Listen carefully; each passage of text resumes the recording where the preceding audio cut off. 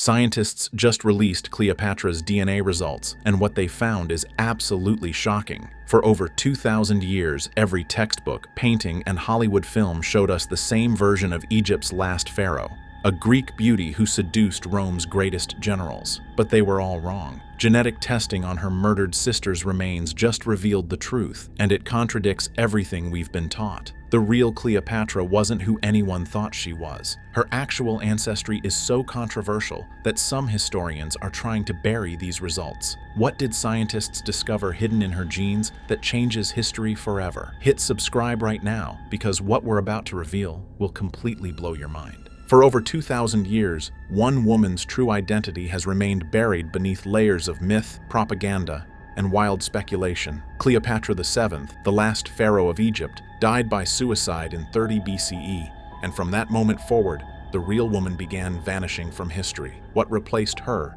was a legend crafted by her enemies. Here's what we know for certain. Cleopatra ruled during one of the most violent periods in human history, when Rome was tearing itself apart and Egypt was making its final stand. She spoke at least 9 languages fluently and became the first ruler in her Greek dynasty to actually learn Egyptian after 3 centuries. She studied mathematics, astronomy, philosophy, and rhetoric at the Library of Alexandria, making her one of the most educated people alive. We know she formed alliances with Julius Caesar and Mark Antony, 2 of Rome's most powerful men, and these relationships nearly changed Western civilization forever. She commanded navies, controlled Egypt's wealth, and wielded influence that terrified Rome's senators. But here's what historians have fought about for centuries. What did she actually look like? What was her true ethnic background? Where exactly did her family originate? These questions have sparked bitter academic battles for generations. Roman writers described her in ways that served their political purposes. They painted her as an exotic enchantress who used sexuality to bewitch Roman generals. Egyptian monuments showed her in symbolic pharaonic style. Renaissance painters made her European with pale skin.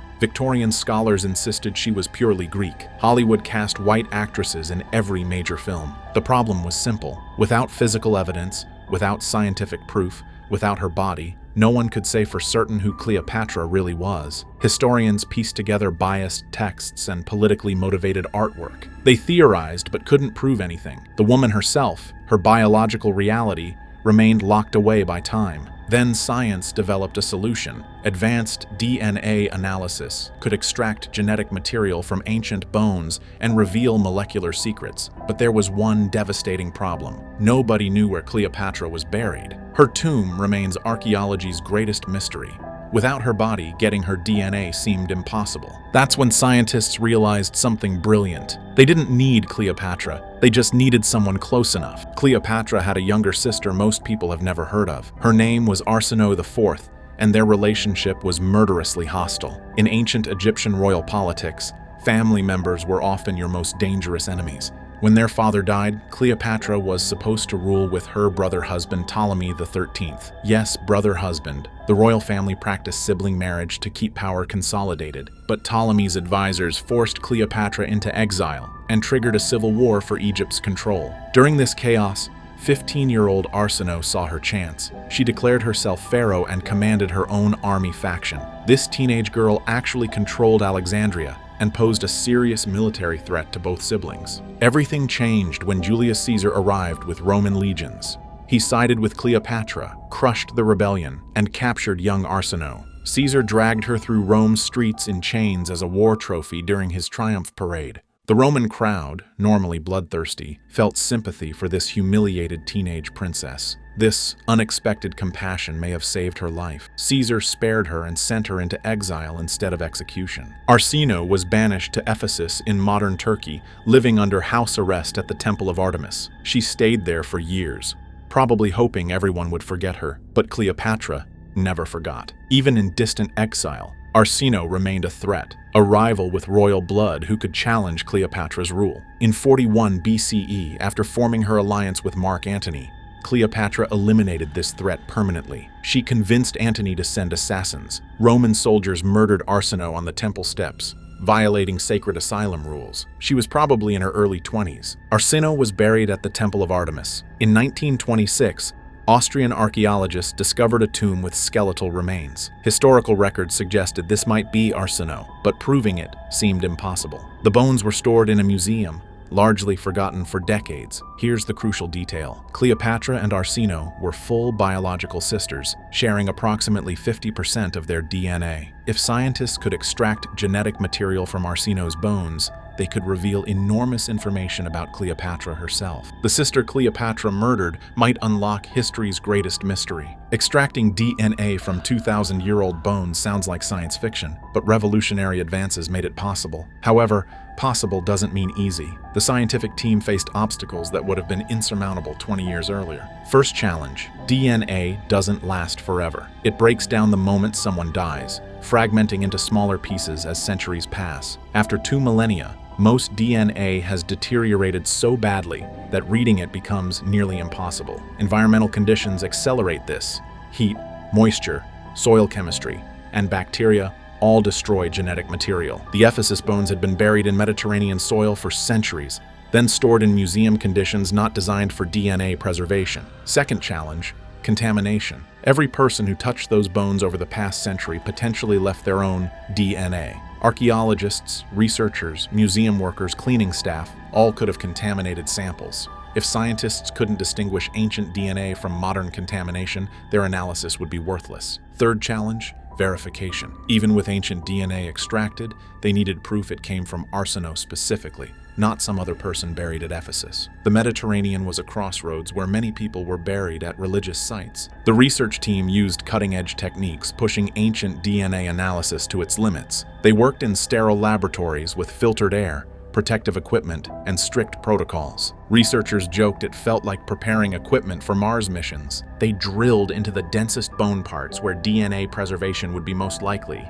extracting samples measuring tiny fractions of a gram. Using next-generation sequencing, scientists read heavily fragmented genetic material. Computer algorithms pieced together thousands of DNA fragments, cross-referencing massive genetic databases. The process took years. Multiple independent laboratories analyzed identical samples to verify results. Every test ran repeatedly for consistency. Historical records were examined in detail. Finally, after extensive analysis and peer review, they achieved consensus. The DNA was genuinely ancient. The remains belonged to someone from the Ptolemaic royal family. The evidence matched Arsinoe IV based on historical documentation. They had successfully sequenced DNA from Cleopatra's murdered sister. Now came the moment everyone was waiting for. What did that DNA actually reveal? When the peer-reviewed study was published, the academic world exploded. The DNA results contradicted centuries of historical scholarship. What generations of historians assumed about Cleopatra's ancestry was completely wrong. Most scholars believed Cleopatra was almost purely Macedonian Greek. Her family descended from Ptolemy I,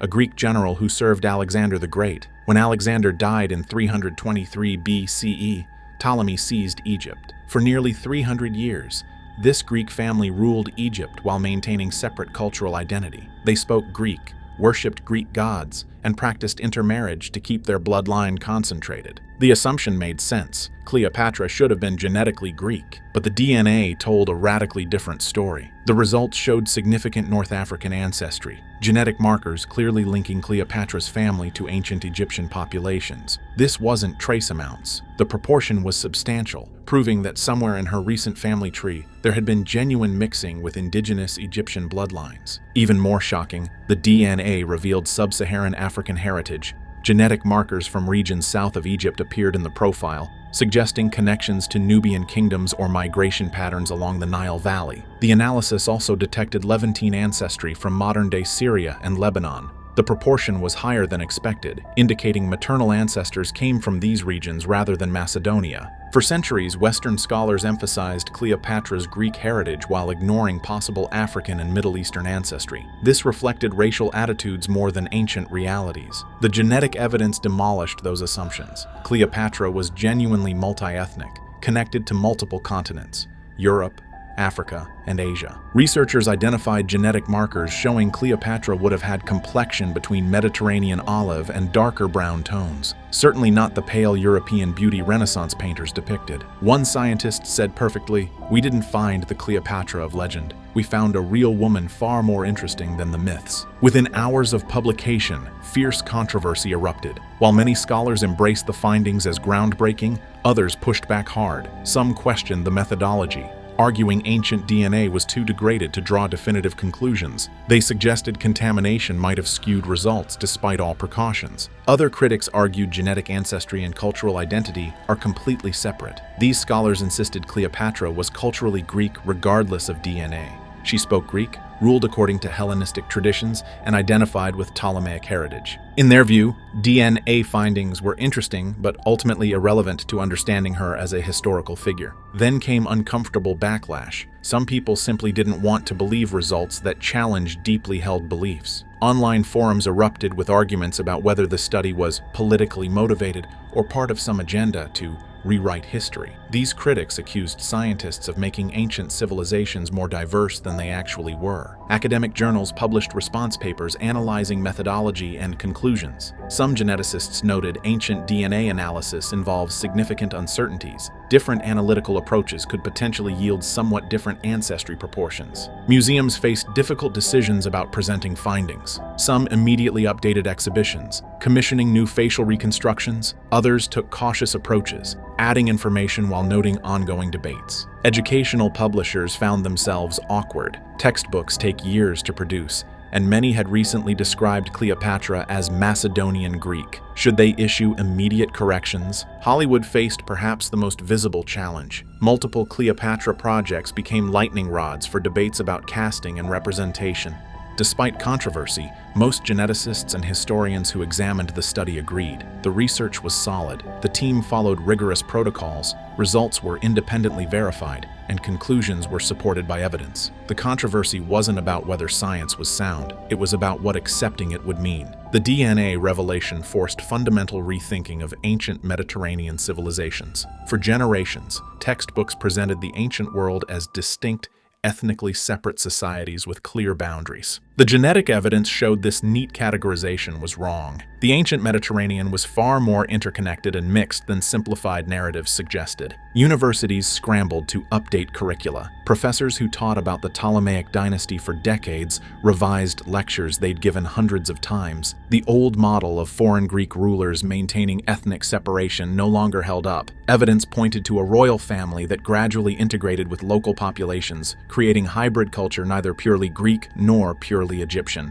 This realization extended beyond just Cleopatra. If the Ptolemies mixed more than records suggested, what about other ancient dynasties? Historians questioned assumptions about the Seleucid Empire, Nubian kingdoms, and Carthaginians. The DNA findings opened entirely new research questions about migration and intermarriage. The conversation sparked important self-reflection about how modern biases shaped historical interpretation. For centuries, European and American scholars dominated studying ancient civilizations. Their assumptions about race and cultural superiority influenced how they read ancient texts. The DNA study made it impossible to ignore how these biases distorted the historical record. Museums underwent major revisions. Displays presenting Cleopatra as straightforwardly Greek now seemed misleading. Institutions commissioned new facial reconstructions based on genetic data, replacing depictions that reflected European beauty standards. Educational publishers faced enormous pressure to revise textbooks. World history courses needed overhauls emphasizing interconnectedness rather than treating cultures as isolated civilizations. Perhaps most significantly, the findings demonstrated history is never truly settled. What seems certain can be overturned by new evidence and technologies. The announcement created an immediate media frenzy dominating global headlines. Within hours, news outlets across every continent ran stories about Cleopatra's DNA. Major networks interrupted programming for special reports. Newspapers devoted front pages to what they called the archaeological discovery of the century. Social media exploded as millions suddenly became interested in ancient genetics. The entertainment industry reacted with particular intensity. Hollywood studios developing Cleopatra projects found themselves in impossible positions. For decades, every major film cast white European actresses, Claudette Colbert, Vivian Leigh, Elizabeth Taylor. Now, with scientific evidence proving Cleopatra was multi-ethnic with significant African ancestry, those casting choices looked problematic. Several high-profile projects were immediately delayed. Studios formed diversity committees and held emergency meetings. Some producers announced they would seek actresses of mixed heritage. Others suggested using CGI and makeup for historical accuracy. A few projects were quietly canceled. Publishing houses experienced surging demand for Cleopatra-related books. Biographies published just years earlier suddenly felt outdated. Authors raced to produce new works incorporating DNA findings. Social media became a battleground. Hashtags related to Cleopatra trended for weeks as people shared articles, created memes, and engaged in passionate debates. Some celebrated findings as proof ancient civilizations were more diverse than portrayed. Others questioned whether genetic ancestry really mattered. Educational content creators on YouTube and TikTok produced thousands of videos explaining DNA results. Some took scientifically rigorous approaches. Others sensationalized findings, making exaggerated claims. Museums reported dramatic attendance increases at Egyptian exhibitions.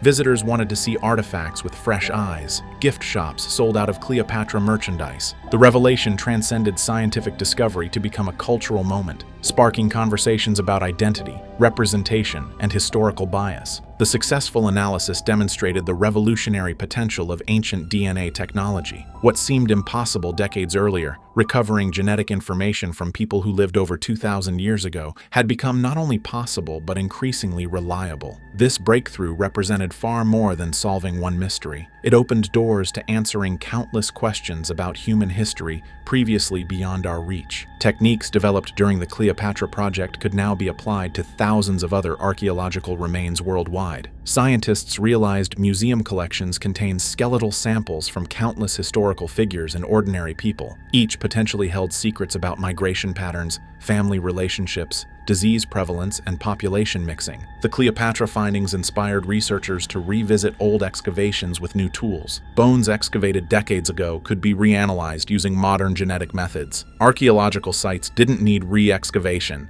Existing collections could yield entirely new information. Ancient DNA research highlighted the crucial importance of preserving archaeological materials for future study. Arsinoe's bones sat largely ignored for decades before becoming the key to understanding Cleopatra. This encouraged museums to maintain comprehensive collections and improve storage conditions.